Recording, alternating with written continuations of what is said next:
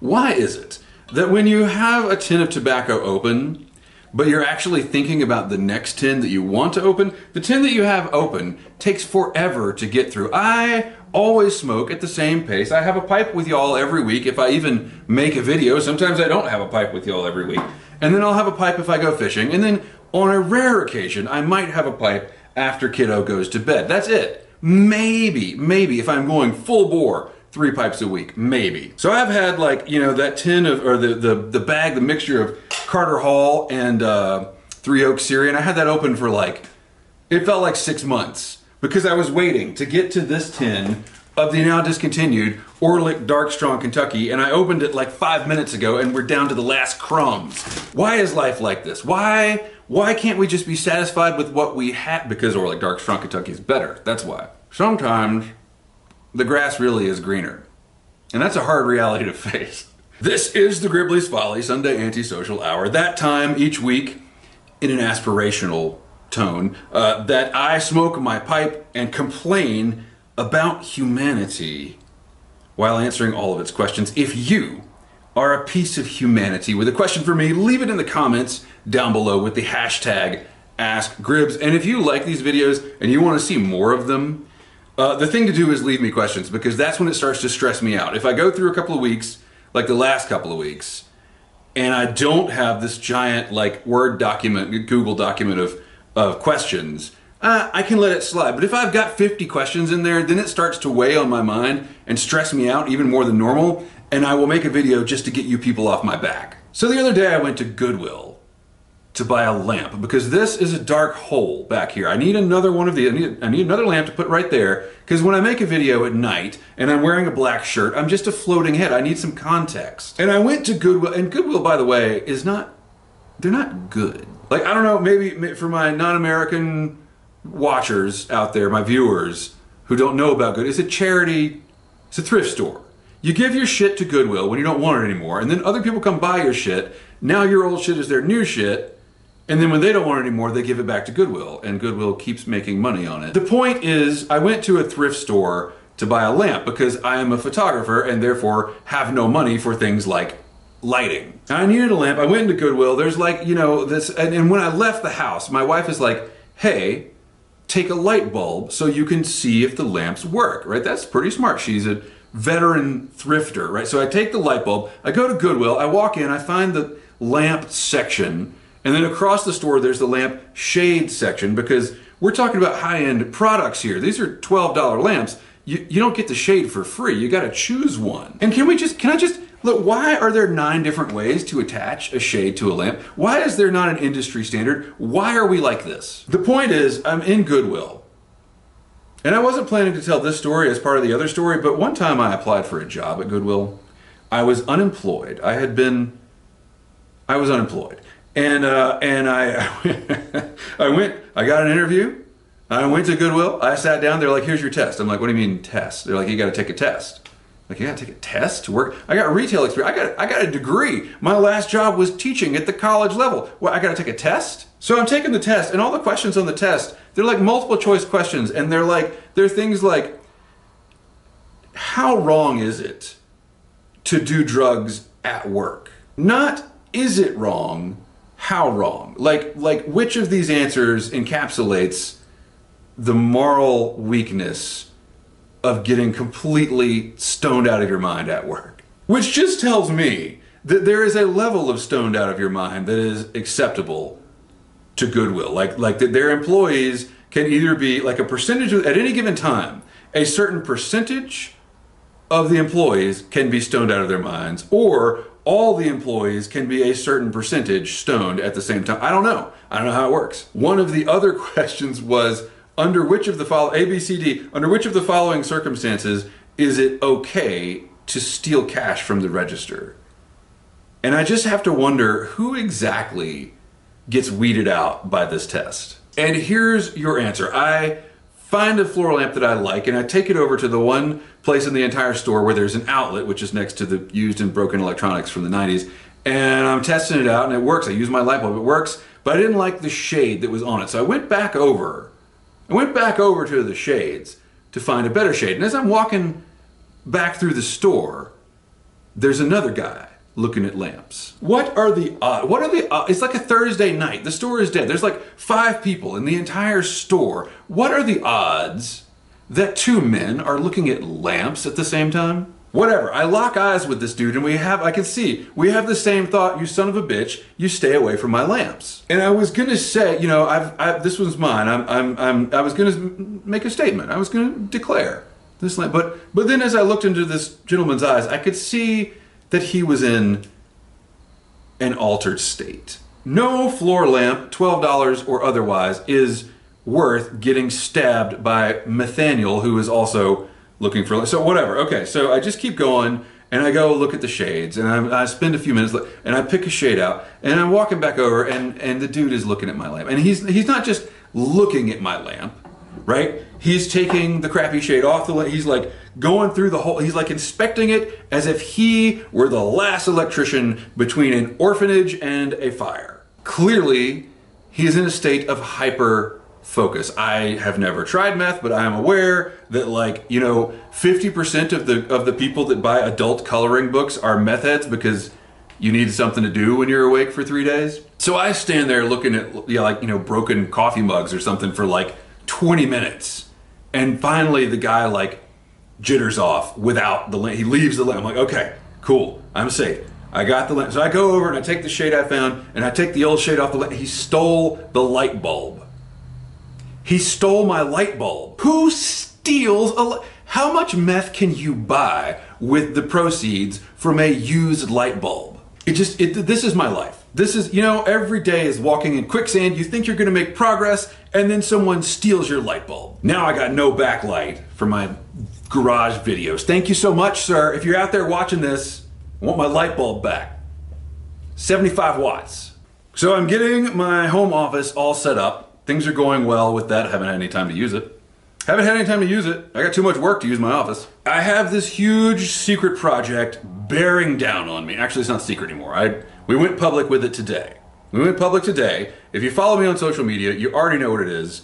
If you don't follow me on social media, I don't blame you. It's a hellscape. I took Instagram and Facebook both off my phone so that I wouldn't even be tempted to look at it, because it's designed to, we've talked about this.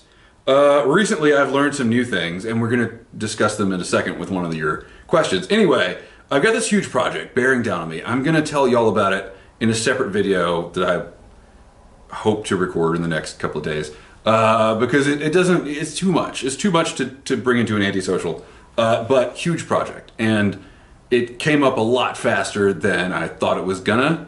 So yeah, things are a little tense. Plus I had like 9 weddings and, you know, all that. In photography, there's a lot of feast and famine, sometimes both at the same time, which I don't even know how that works, but it sucks. To your questions, Greg B8824 says, what's your take on the Ashley Madison Netflix docuseries? I think adultery is disgusting, and I really wish that Ashley Madison, did they get what they deserved? Are they a thing anymore? Perhaps that's too broad a brush. I think that there are, you know, there's 2 sides to every story.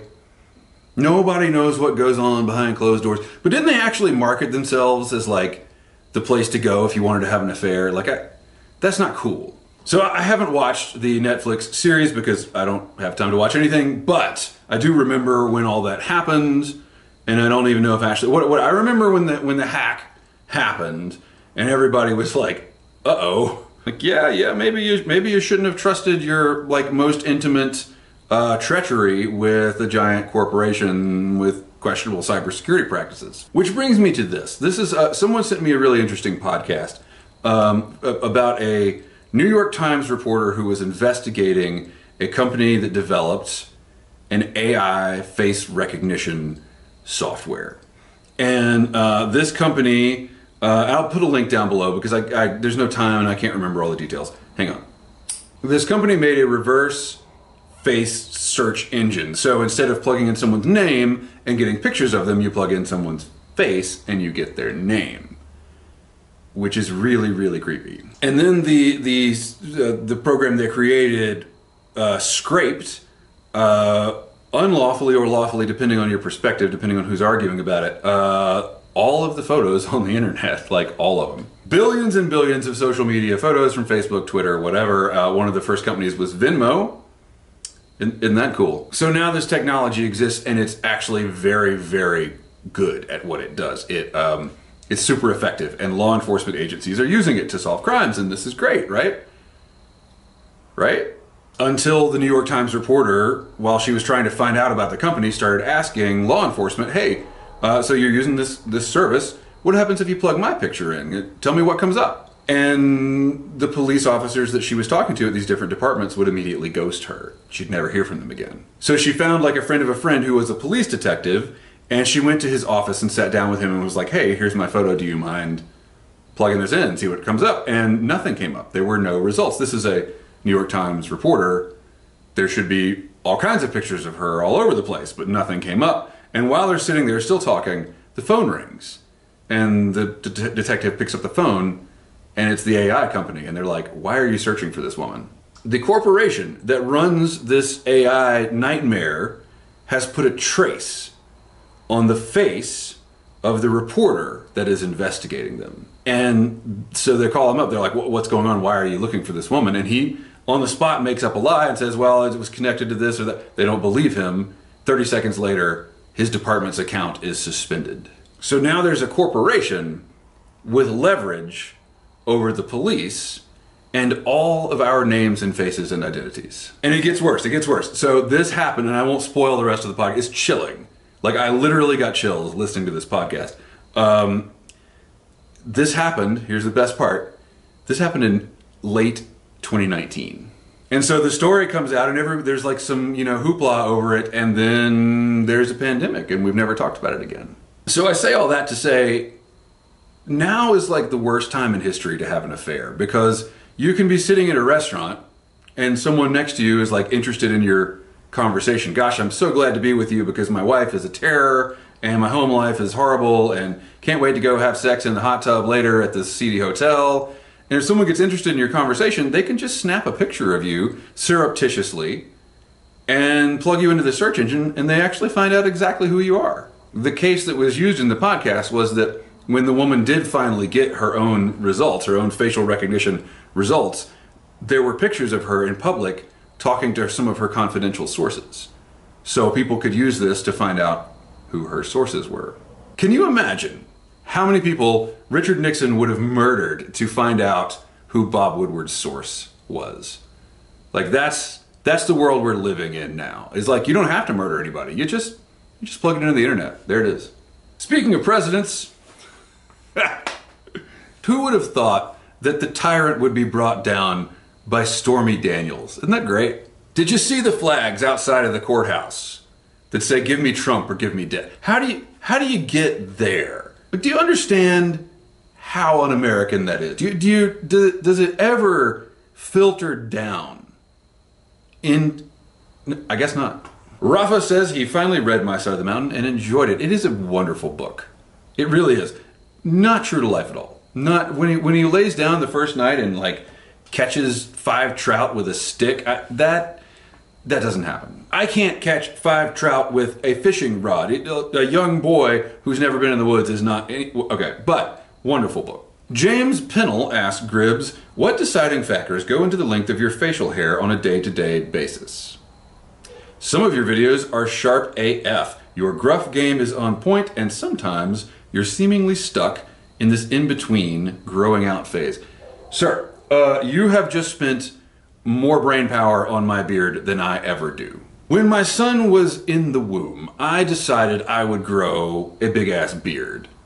And then he was born premature, and so I couldn't cut it then. Like, I obviously, it's like a playoff beard. Like, you obviously have to keep it going until everything works out. That was the itchiest time of my life. And I discovered that if you want your beard to not be a ball of wire on your face, it takes maintenance. You have to go to the barber to maintain your beard, and you have to buy oil to put in your... I do not want to put oil in my beard. Nothing on my face should smell any particular way. I understand you can get lavender oil and it calms you down. It aligns your chakra or whatever. No, I don't understand why men do this. I know that there is quite an overlap between the pipe community and the beard community. And it freaks me out that there's not an eyebrow community. Why is there a beard community? Why is this the only way men can compliment each other? Nice beard, bro, that's totally acceptable. But if you're like, hey dude, I really like your arm hair, like that guy's gonna step an extra urinal away, you know? I went to the barber and he's like, oh, I'm gonna put some lavender beard oil in your beard. No, you're not, dude. That's sexual assault. And he's like, oh, I got some that smell like pipe tobacco. I'm like, really? Really? You're gonna, really? Finally, he recommended one that was like, you know, gunpowder and machine shop or something. Like, okay, how much is it? He's like, oh, it's, you know, like $92 for a little bottle this big. Oh, but it'll last you 6 months. I don't care. I don't want to smell like a machine shop for 6 months. So, James, to answer your question, my beard grows until it annoys me. And then I decide how much effort I want to, like, is it annoying enough to deal with it yet? Or do I have an occasion for which I need to look formal? If not, I'll wait another day or so. I am still down the tornado rabbit hole. We haven't had any more tornadoes here, but man, there is so much tornado footage now as opposed to when I was growing up. There's like, you know, everybody has a drone and everybody has a high quality video camera in their pocket. And apparently it's a big problem because there's now so many storm chasers that they make a big traffic jam. Everybody's trying to get away from a tornado and there's too many people in the road trying to take pictures of it. Which is just like the most 2024 problem ever, except for AI tornadoes, which we've already discussed. If I had nothing left to live for, I would immediately become a storm chaser. Like the insurance agent would give me the check for my house burning down, and the other, my divorce lawyer would of course be giving me my wife's alimony check, and I would cash those, and I would head to the tornado alley, which apparently is shifting east, and I would be out there, man. I would totally be okay with dying because I was trying to get a photo of a tornado. That's fine. I would not be okay with dying because of traffic. Influencers ruin everything, and it goes back, I've been thinking about this a lot. That we have weaponized our own passions. Our own passions and emotions and joys are turned against us by the way we've built our economy. That when you love something, primarily that just makes you a marketing target. I'm getting ads for tornado merch now. It's insane. And so like I don't want tornado merch. I want a weather radio that works. The NOAA station's back on the air, by the way. It took them a few weeks, but they did get it up there. Nice strong signal. And we'll probably never have a tornado again. I talked about this recently. I shouldn't tease this because there's nothing official yet, but I'm going to appear on a podcast, and I will link it here when it happens. And one of the things I talked about was being a creative and being marketed to in this way, to have your passions leveraged against you. And the example that I used was not cameras or storm chasing or any other things that I find very interesting. It was guitars, which I also find very interesting, and guitar manufacturers know that, and they're trying to sell me guitars. Unfortunately, I worked in a guitar store for a long time, and I'm immune to guitar marketing. The phrase Gibson's slogan used to be, only a Gibson is good enough. And number one, good enough for what? Are you completely discounting all the millions of recordings that were made with guitars other than Gibson guitars? And number two, that is just not true. Gibsons are crap. I'm sorry, but if you are a Gibson owner, you know it's true, right? How many Gibsons did you have to buy and return before they sent you one that worked? But what they're really saying when they say only a Gibson is good enough is you aren't good enough unless you're playing a Gibson. And that applies to any marketing, you know, for any product ever. They're trying to make you doubt yourself so that you will buy something to fill that void. And it has reached a fever pitch, and I think it's really bad.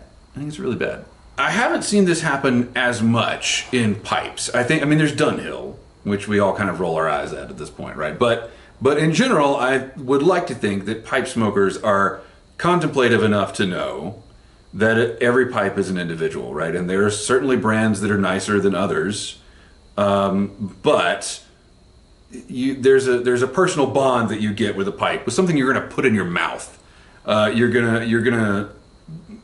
That's going to transcend marketing hype. Now, you might buy a pipe because it's a collector's item or whatever, but I think most of the people watching this channel are not in the demographic where the pipes become a Veblen good. Is that the correct pronunciation? Veblen. I always thought the guy was German. I looked him up earlier today. He was American. So Veblen, I assume, is the correct pronunciation.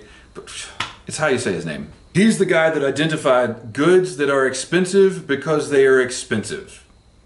As their price increases, so does their demand. Luxury cars, anything that can be used as a status symbol. I don't know that pipe smokers as a whole care too much about the status of our pipes. Not so with guitar players, they really care. Damn, do they care. Anyway, moral of the story, if an F5 tornado hits your house, none of this will matter because, well, I guess unless you care about like the brand name on your concrete foundation under your, wouldn't that be? Okay, screw storm chasing. I'm gonna start a business making really high-end concrete foundations so that if your house is hit by an F5 tornado, all your neighbors, if they're still alive, they will know how rich you were when you built it. This is why I'm glad we have these little chats so that I can think up my new get-rich-quick schemes. Now I'm just sitting here thinking about what font I would write Gribbly in the concrete on the foundations. Like, how do you emboss that? With like a bulldozer? And that is all the time we have today. I know it's a short one. There's so much content coming soon. Stay tuned and keep the ends out for the ties that bind.